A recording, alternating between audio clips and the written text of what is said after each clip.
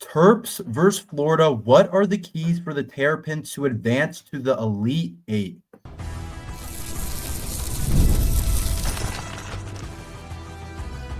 You are Locked On Terps, your daily podcast on the Maryland Terps, part of the Locked On Podcast Network. Your team every day. Hello and welcome back to another episode of Locked On Gators or Locked On Terps. I am Brandon Olson with Locked On Gators. Joining me is Trey Moore from Locked On Terps. And Trey, we've got, first off, I have to hate you for the next about 18 hours, we'll say, from the time this comes out. So I got to hate you for a little bit, but we have number one Florida and the 4 seed Maryland Terrapins facing off tonight at 7:39 Eastern time. Winner goes to the Elite Eight. I don't know about you, but before the season, I was not really anticipating an Elite Eight run or this matchup at all, of course. But Florida right now, 6.5-point favorites. We'll talk about that a little bit later. But what does Maryland have to do in order to pull off the upset tonight? Yeah, I mean, to me, it starts a lot with our star player, Derek Queen, who a lot of people are looking at right now, and it's kind of got the media recognition right now. We saw Pat McAfee's show talking about him. We saw a lot of different people talking about the buzzer beater that kind of brought March Madness alive a little bit. And to me, he's a really huge key. And I said he's the key to our tournament run. A talented freshman that is going to be a lottery pick in the NBA draft. To me, he's one of the biggest key for the Terps to have this kind of upset against this Florida team. He's been our best player all year, Big Ten freshman of the year, and a really talented freshman class in the Big Ten this year. So winning Big Ten freshman of the year is no slouch. So to me, one of the biggest keys is Derek Queen. And I've said it, your best player sometimes in March Madness has to have a March type of moment or 2 or 3 if you really want to make a run. And he, to me, is the biggest key in terms of a player playing well. Obviously, he kind of had a huge moment in the last round against Colorado State with the buzzer beater. But to me, he's the key to us. He gets us going. He's our best offensive player, and he's going to be one of the most talented players on the court. Yeah, he's I don't know how else to phrase this, and I mean this in the most complimentary way possible. He's a demon. I don't know how else to say it. I mean, he's got 6 made threes on the year. 2 of them came in the last game. He had the I don't care. I know there's people that are like, oh, he may have traveled. I don't give a damn. People travel all the time. They don't blow the whistle. He still made the shot. And then the interview afterwards of, I'm from Baltimore. Like that's where the confidence comes from. It's incredible. He's one of those guys where you fall in love with him during March. I honestly, when I think about this game in general, like he's the guy that I think of where I say, I don't know what Florida's plan is to slow him down. Because, he's 6'10", so he's a little bit taller than Ruben, Cheney, Florida center. But he's 250. So even if you put Alex Condon on him, you're giving up a bit of size, and Derek Queen is a built dude. Like he's a massive human being. So I look at him and I just think Florida has to figure out some way to stop him. But if he's going to shoot from 3 well, his last game he went 2 for 3 from 3. If he's going to shoot well from 3, then you can't just go, all right, let's just play zone and make him earn it. Because if he's on, then it's just tough to beat. And he's made 4 of his 6 threes this season in the past 3 games. It's just been he's a monster. It's going to be tough to stop him if you're Florida. I honestly don't know how they do it. Yeah, I totally agree with that. I think he's a tough spot, a tough stop, and he's a really interesting type of player with how he moves and how he goes about things. Really smart. Isn't the most athletic cat out there, but just the way he's able to score and those skill level he plays with really allows him to be a matchup nightmare for the Terps. And I think the next key for me to the Terps winning this game is on the defense side of the ball. I think Florida's got one of the best players in the country right now, and Clayton Jr. and the level that he's playing on. And to me, stopping him is got to be priority 1. You can't go under any screens against him. If we let him get going, I've said it on the Locked On Terps, it's going to be really tough for Maryland to beat this Florida team if we let him get going. To me, he kind of looks a little bit like this is a huge kind of comparison for him, but to me, he looks a little like Steph Curry right now, the way he's shooting the ball. And I know some other people have said that. But if you let Steph Curry get hot, if you let Clayton get hot, it's really tough to beat this Florida team. And to me, that's got to be the biggest key in terms of the defensive side of the ball, because he's the most scary matchup of a guy maybe we've played all year. Yeah, I think that when you're defending Walter Clayton, it sucks because he's one of those guys where you can contest the shot well. It could look like a complete heave, but he's a threat to make it from anywhere. And I think that's the difficult part about guarding him. And again, yes, we know the Steph Curry comparison has picked up as of late. He's just got limitless range. He gets hot in a hurry, just complete microwave there. So I think that defending him, you kind of just have to hope that he just has an off night. Like, you kind of just got to go, hey, anybody else can't score on us, but him, like, he's going to get his buckets. He's going to get his shots.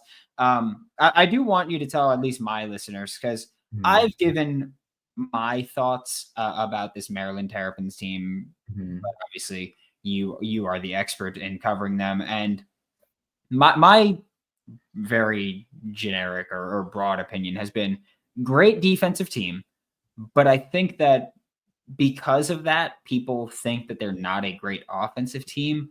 They are, in terms of offensive efficiency, they're still top 25 in the country. Yeah. They don't turn the ball over. I mean, freaking ever. I don't know what's wrong with them, but I hate them. They just never turn the ball over. They play fundamentally sound basketball. The only reason I think people don't think of them as a fantastic, well-balanced team is literally strictly because they don't shoot a lot of threes, but they get their efficient shots. They're quick with the shot clock. They have a quicker pace than Florida does on an average basis. And so I need you to give my listeners at least the in-depth look at this Maryland Terrapins team. Yeah, I mean, when you think about it, it starts with the quote-unquote crab five is what the people are calling it. And it's Maryland's starting five. That's really going to give you 95% of the production of the team. It's not really anything off the bench, and there's really not much else besides the Maryland starting five. But I put the starting five up with anyone. And in terms of offensively, the starting five is really solid. Everyone averaged double digits, and then also it's the leading scoring starting five in the country as well, which is a pretty cool stat for the Maryland Terrapins. So there's a lot of pressure on those five guys, but you have three guards that you feel really good about, and Jacoby Gillespie's the point guard. He usually has around 5-6 assists. Rodney Rice is kind of the pure scorer of the group. And he's had a really good past 10 games. And then Celta Miguel's kind of, to me, the oddball. And I say he when he plays well, we're really tough to beat. When he shoots the ball well, we're really tough to beat. And so offensively, all three of those guys shoot the ball pretty well from the three-point arc as well. They're all above 37%. Gillespie's at 40. Celta Miguel's at 43. And so they all shoot the ball pretty well. And then Julian Reese is kind of our anchor down low. And then obviously Queen's right next to him. But Julian Reese has been at the Maryland program for 4 years. And he does a good job on the defense side of the ball. That's where he really makes his money and where he's going to be really good at. But he's also really solid on the offense side of the ball, especially has improved on the free throw line. So in terms of offensive side of the ball, the starting five is really solid. Like you said, it's still top 25 when it comes down to it. And they shoot the ball pretty well in terms of percentage from three. And they can score in different ways. But then after that, there's definitely a drop off, and there's not a ton that will give us a bench presence. There's not a ton of offense to come off the bench. And so that's kind of the biggest worry spot for the Terps. But in terms of offensive efficiency, the starting five is really almost as good as it gets in the country. Yeah, you mentioned the Crab Five, which is what everybody has. Again, this Maryland team, they're not a Cinderella team. There's kind of no real Cinderella team this year. Contrary to what Stephen A. Smith says, this isn't the death of college basketball because we went 1 year without it. But they're kind of the team that has become a bit of America's sweetheart over there. Everybody's loving this Maryland Terrapins team. Crab Five, great nickname. So you've nailed those two things. I do have some questions about the Crab Five and how Florida can try to slow them down. We'll talk about that when we get back for this episode of Locked On Gators and Locked On Terrapins. If you ever check your bank account and you wonder, where did all my money go between dining out, online shopping, entertainment, it's easy to lose track. That's where Monarch Money comes in, your personal CFO, giving you full visibility and control over your finances. And Monarch Money isn't just a budgeting app, it's a complete financial command center. You can track all your accounts, investments, and spending in one place, so you stop just managing your money. Start building your wealth. Take control of your finances with Monarch Money. Use code LOCKEDONCollege at monarchmoney.com for 50% off your first year. That's monarchmoney.com, code LOCKEDONCollege for half off your first year. Thanks for making Locked On Gators and or Locked On Terrapins your first Locked On Terps, your first listen of the day every day. We are available daily and free reviews in the podcast and on YouTube. I am Brandon Olson with Locked On Gators. Joining me is Trey Moore from Locked On Terps. And we were talking about the Crab Five before the break, and the Florida Gators fan base, the listeners, have very much gone into this mindset that I've been trying to talk them out of, where they say, just get them in foul trouble.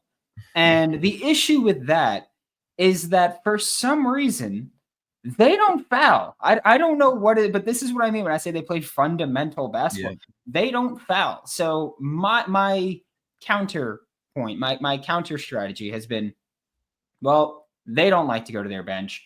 Florida, in order to win this game, I think one of the biggest things they need to do, get out, run. We know that Maryland's offense can go up tempo. Like I mentioned before, they're on average a bit quicker than Florida. So we know they can go up tempo. But if you make this game up tempo, Florida's shooting threes and hopefully hitting their threes, Florida does go to their bench quite a bit. And so if Florida can just constantly rotate in fresh legs and keep Maryland running, I feel like that is maybe the best strategy when people talk about the Crab Five being a very good starting five in college basketball this year. Yeah, that's our weakness right there.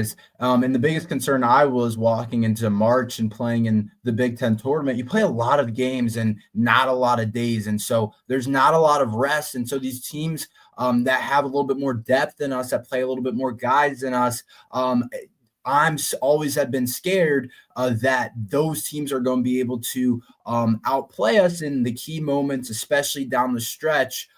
For the Terps. And yes, if we get in foul trouble, it's definitely a scary thing. It's easier said than done because we've learned how to not foul, because it's been such an important part of this team is keeping everyone in the lineup. I think when we started the year, Queen especially and Reese would get into foul trouble more often than they should, and Kevin Willard quickly made sure that got switched. But that's definitely something that's going to be really big for Florida, is just being able to filter through different guys and giving different guys rest, because down the stretch that could play huge, because Maryland's not going to play a lot of guys. Like in the last game against Colorado State, the guys were playing basically all the starting lineup played upwards of 35 minutes. So it is tough kind of for the Terps, and it's a tough brand to kind of win that way, but we've been able to do it. And I think one of the questions Terps fans have is, who do we have to worry about outside of Clayton Jr.? We know Clayton Jr. is going to be really good, but who has to step up in this game outside of Clayton Jr. that Terps fans should be worried about? Yeah, I think the guy that I've been clamoring for this tournament so far has been Elijah Martin. He's not going to be a 30-point scorer, or more likely than not going to be a 30-point scorer, but he gets the transition buckets. He's the best on-ball defender on this team, in my opinion. I know Will Richard is the guy that they usually say, hey, Will, you go guard him. But Elijah Martin's the best on-ball defender, in my opinion here. I think that he's got great jump shot, although doesn't shoot a ton, but he's got the transition buckets. He knows how to get to the rim. He's been that figure that I've looked at this whole tournament, because he was with Florida Atlantic when they had their Final Four run a while back, and he was there for it. He knows how to do it. He's the guy where you look at, you listen to interviews, you watch them play, and he seems to be kind of the stabilizing presence. Alex Condon, I'm going to be very interested to see what their plan is with Alex Condon against Derek Queen, is what I think the matchup that we'll see quite a bit. And I'll be very interested to see how that works out, just because Alex Condon one of the few big men that can actually do work off the dribble and is one of the better distributors amongst big men in the country right now. Doesn't turn the ball over a ton. He's been a little cold these past couple games. Hopefully he'll get back on track. But I think that Alex Condon, Derek Queen, I watched this and I'm like, all right, Alex Condon versus Derek Queen, Walter Clayton versus Jacoby Gillespie. Jeez. And I'm like, all right, there's two matchups there that I watch, and I'm like, those will probably decide the game with those two coming off, or how those two matchups pan out. Yeah, I totally agree with that. And some of the weakness behind Queen that scares me a little bit that Florida could definitely take advantage of is, like I said, he's not an awesome athlete. He shows potential on the defense side of the ball sometimes, but where his kind of concerns sometimes lie is defensively. And so sometimes that against a Florida team that obviously is really good offensively, that's something that kind of worries me a little bit. Yeah, I think that, especially when you look at Alex Condon, I mean, he's an inch taller than Derek Queen, but I do think that Alex Condon's length really helps out, and his ability to stretch out to the perimeter. Derek Queen and Julian Reese, both very good defensive rebounders. They don't allow a ton of offensive rebounds themselves. And I think that when you have Alex Condon that can step out to the perimeter, and he will be at the top of the key a lot, that's where Florida's going to give him the ball, let him dribble, try to hit a backdoor cut.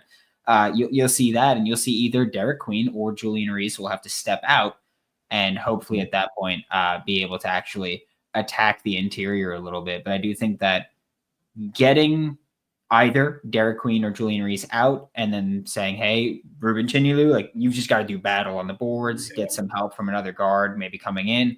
But I look at that as how Florida can try to exploit Derek Queen. I'm looking to see a lot of screens from this Florida team, which dribble handoffs are a thing that they do a disgusting amount of times, if we're being honest. But dribble handoffs to try to get just do everything you can to make Maryland's starting five work for it. Make them fight through screens, make them go around dribble handoffs, make them just constantly defend you. And if you get a switch with Walter Clayton against Derek Queen, like, he's going to shoot a three. I'll tell you this right now. If you get that switch, he's going to shoot his three. Yeah. And I think that's got to be the focal point for the Florida Gators in this one in order to walk away with a win that hopefully doesn't come close to stopping my heart this time. Yeah, for sure. And what do you kind of see as a key that's a weakness potentially of the Gators that could come back to bite them later on potentially if they end up losing this game, or they look back on and say we should have done that better?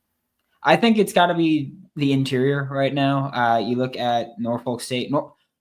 Norfolk State greatly outscored Florida with points in the paint. But also a lot of that came in the second half when Florida was already up 20 plus. And if you're a team that could shoot threes and you've got a 20-point lead over a team that can't shoot threes and is looking for layups, I'll let you take a layup and I'll shoot a three and then we'll call it a day. So I don't fault them for that much. But against UConn had a great offensive strategy. They kept getting the switches because Florida switches a ton. And so they kept getting the switches that they wanted, and they would attack those switches. And a lot of the way that they did it was to get down low, or you get a switch where Alex Condon, Ruben Cheney, Micah Hanlocked, and one of Florida's three very talented bigs step out to the perimeter. And then it's your wings, your bigs against Florida's guards down there. And so I think that's been something that's been a major concern for me throughout this tournament and even leaking back into the SEC tournament. I mean, Missouri had a smaller lineup than Florida the entire game. And offensive rebounds, Missouri did a hell of a job. They had more offensive rebounds than Florida did. And so it's got to be that. And they don't turn the ball over a ton, but they just have stretches where they turn it over a ton. Like against UConn, they finished with, I think it was 12 turnovers total. They had 5 in the first 4 minutes of the game. So it's just they have these stretches where they turn it over a lot.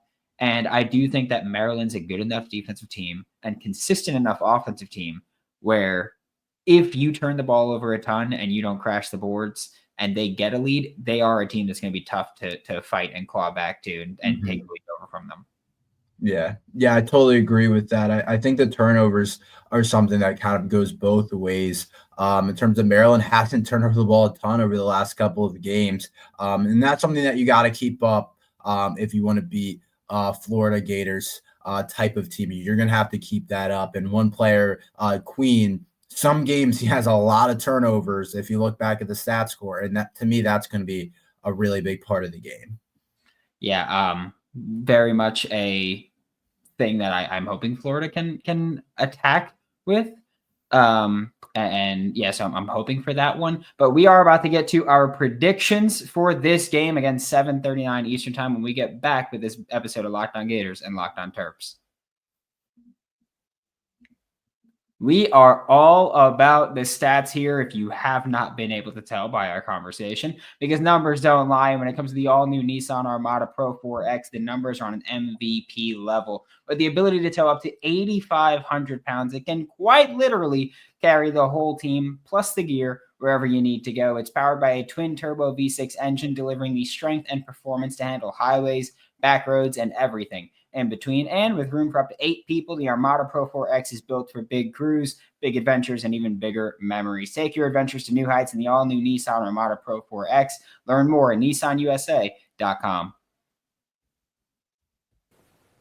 The NCAA tournament is here, and so is the bracket breakdown. Locked On Podcast Network and Amazon Fire TV channels are teaming up to deliver NCAA tournament coverage like never before. Watch studio shows featuring former players and Locked On's local experts as they guide you through every upset, buzzer beater, and bracket matchup. Stream it all for free on Amazon Fire TV channel. Search Bracket Breakdown to see it all for free. It's your team every day. Thanks again for making Locked On Gators or Locked On Terps your first listen of the day every day. We are available daily and free wherever you listen to the podcast and on YouTube. I am Brandon Olson with Locked On Gators. This is Trey Moore with Locked On Terps. And Trey, we were talking about this a little bit before we started recording this. Florida opened as 5.5-point favorites on Sunday night, or at least that was the first time I saw a line was 5.5-point favorites. Now 6.5-point favorites for the Florida Gators. And I got to ask your thoughts on that line right now. Yeah, I mean, here's how I see it. Maryland hasn't really lost too many games by more than 5 points this year. They've only lost one game by 6 points to Washington early on in the year. So when you go back and look at all the games, even when Maryland loses, they keep it pretty close. They keep it pretty tight. So to me, I can see the line movement and I see why it's happening. Florida's really good. But I'd also, if I was looking at the spread, definitely would kind of look at the Terps and say that they haven't lost by more than 5 all year or 6 all year. So the Terps have been really good, at least at keeping things really close and at least making it to the last minute or two of the game where a team can't depend on an easy win against Maryland. Like, that hasn't happened all year. We haven't gotten blown out. We haven't lost by 10. That hasn't happened this year as a Terp team. So I saw the line, and Florida's probably the best team we've played all year. Some people thought Michigan State was the best team we played this year. Florida's better than Michigan State. I'll tell you that. And so I think it makes sense, but I also would say look at some of Maryland's past scores and say we haven't lost a game more than 6 points. So I definitely think it's interesting. Yeah, I mean, I'm glad you mentioned, because I have Maryland's losses pulled up, and it's lost by 4 to Marquette for the Florida Gators listeners that don't know. Lost by 4 to Marquette, who on KenPom 29th team in the country. Lost by 5 to Purdue, who on KenPom 16th team in the country. Lost by 6 to Washington, who on KenPom 104th, and that's the worst loss by a large margin. And then lost by 4 to Oregon, 28th in the country. Lost by 2 to Northwestern in overtime, 45th in the country. Lost by 3 to Ohio State, 37th in the country. Lost by 3 to Michigan State, 7th in the country. Lost by 1 to Michigan, and they are 20th in the country. But also, the overwhelming majority of those losses came either away or the neutral site game against Michigan. Home losses were Michigan State and Marquette, which Marquette was the 4th game of the year, which you mentioned earlier, earlier in the years when they had more trouble with fouls and it was a little rougher there. And then since then, Michigan State, great team. I'm going to be honest with you. I'm going to be the homer and take Florida to cover. But I'm not going to feel confident in it at all. Like this, again, I think that this Maryland team really good defensively. I think that they are very consistent and efficient offensively. I think that the way it would shake out would be Florida up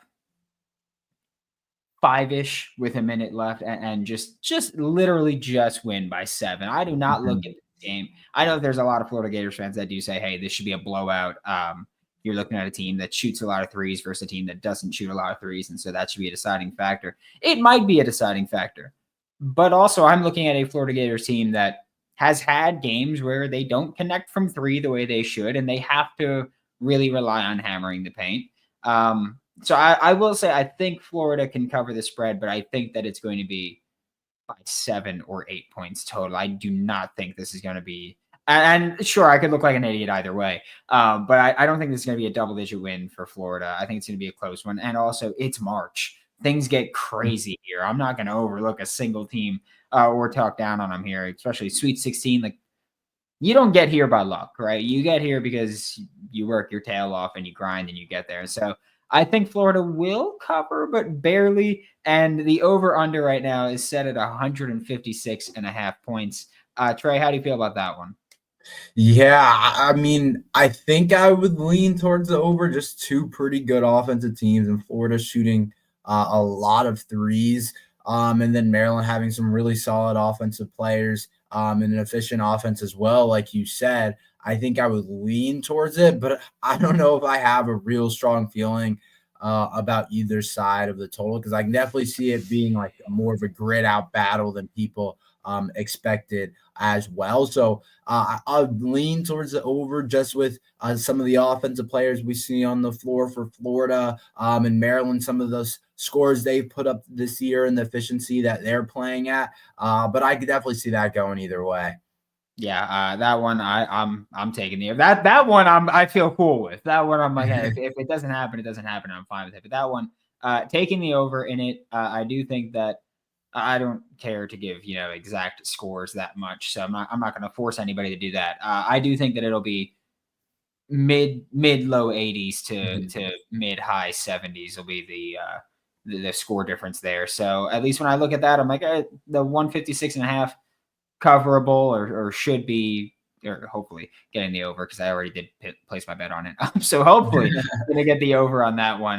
But I do think this will be a relatively, again, Florida's an explosive offense, pretty consistent. Maryland, very consistent, not as explosive, but very consistent offense.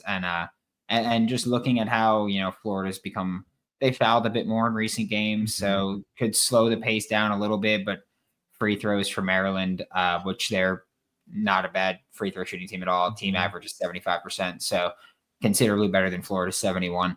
So I look at that and I say the over should hit or hopefully will hit.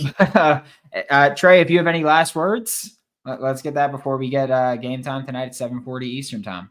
Yeah, I mean, last words are just I think it'll be a close game, and I think it'll be a battle towards the end. And I'm hoping the Terps get a little bit more of the special March Madness moment that they got against Colorado State. But I think it's 2 good basketball teams that are going to go back and forth. But I'm excited for the game. Yeah, should be one hell of a game. Was by the way, the end of the Colorado State game. I was getting ready to record my show. Colorado State hit the 3, and I was like, all right, guess what? I had prepared for Colorado State or Maryland. Colorado State hit the 3, and I was like, all right, I guess we're gonna go with Colorado State. And then of course Derek Queen happened, and I was like, I'm just gonna delete that real quick and just go right back to it. But thank you so much, Trey. This is Trey Moore with Locked On Terps. I am Brandon Olson with Locked On Gators. I'll be going live right after the game. Trey, are you planning on Friday show going live right after? I'll have a Friday show in the morning out with whatever happens in the game. I'll tell you what, we got 2 people on screen right now. One of us is going to be heartbroken in a little bit. So we'll see that. Tune in to find out who that was. I'm Brandon Olson. This is Trey Moore, and we'll see you all next time.